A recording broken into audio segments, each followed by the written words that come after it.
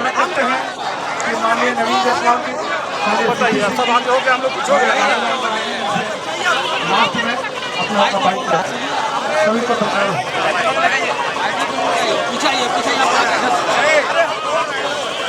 हम माननीय विधायक नवीन जायसवाल जी से आग्रह करते हैं कि आज इस विरोध प्रदर्शन में अपनी बातों को रखें। आज इस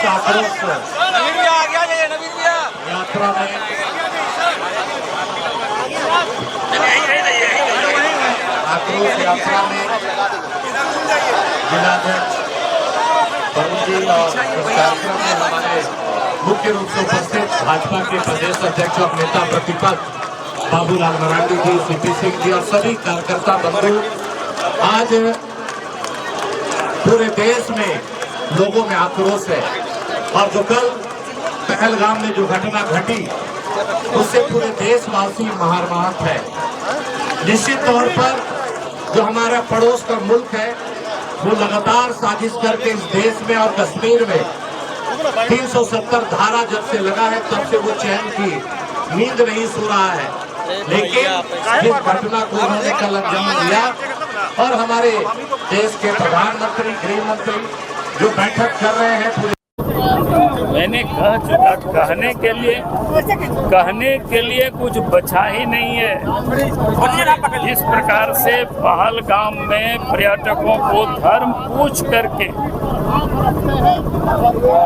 और कलमा पढ़ा करके, कपड़े उतरवा करके और उनको गोली से मार दिया, इससे निकृष्ट और घृणित दूसरा कोई काम नहीं हो सकता है।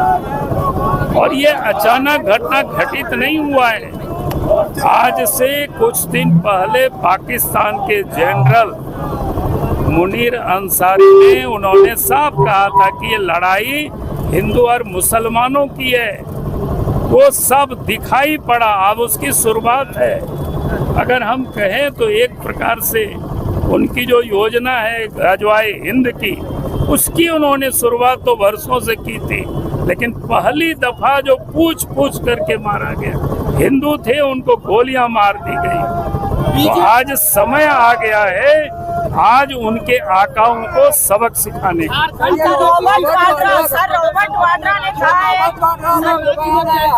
जो प्रदर्शन है क्या पूरे राज्य में आप करेंगे?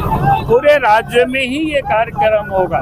सर, ये रॉबर्ट वाड्रा का बयान आया है, सुरक्षित नहीं है। रॉबर्ट वाड्रा का स्टेटमेंट, मैंने कहा कि रॉबर्ट वाड्रा ही एक आतंकवादी है, उनके ऊपर तो केस होना चाहिए और उनकी गिरफ्तारी होनी चाहिए। ऐसे लोगों के कारण ही इस देश में इस प्रकार की माहौल बन। झारखंड में भी एक युवक ने इसको लेकर धन्यवाद कहा है, पाकिस्तान को, बोकारो का युवक था जो धन्यवाद कहा है, उनकी गिरफ्तारी हुई है। इसलिए मैंने कहा कि रॉबर्ट वाड्रा के ऊपर भी केस होना चाहिए और देशद्रोह के तहत मुकदमा दायर करके उनको जेल में डाल देनी चाहिए। चलिए, तो ये